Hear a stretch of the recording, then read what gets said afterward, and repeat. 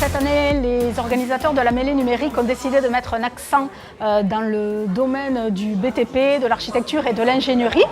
Et en tant que partenaire et prestataire local depuis maintenant quelques années, les organisateurs ont tout naturellement fait appel à Prodware pour animer une partie de la journée.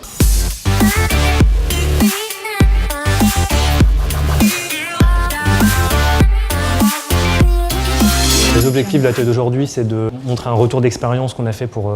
des architectes, donc du scan à la maquette numérique en passant par l'exploitation. On montre le scan qui a été réalisé pour l'agence d'architecture, qui a servi de base en fait pour la modélisation 3D dans un premier temps. Dans un second temps, donc la modélisation qui a été faite pour l'agence d'architecture. Les questions que ça a soulevées et pourquoi on arrivait dans un second temps à travailler pour le bureau d'études et à réaliser la maquette structure. On a dit on modélise la partie structure.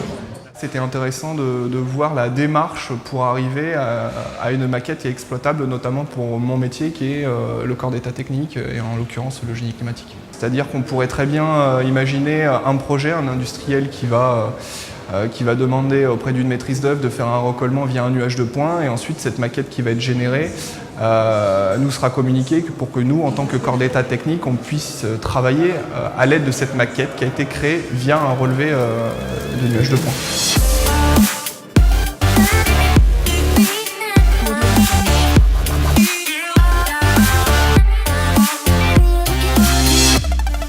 Alors à l'occasion de la mêlée numérique et de gagner avec le BIM, nous présentons tout notre savoir-faire en VR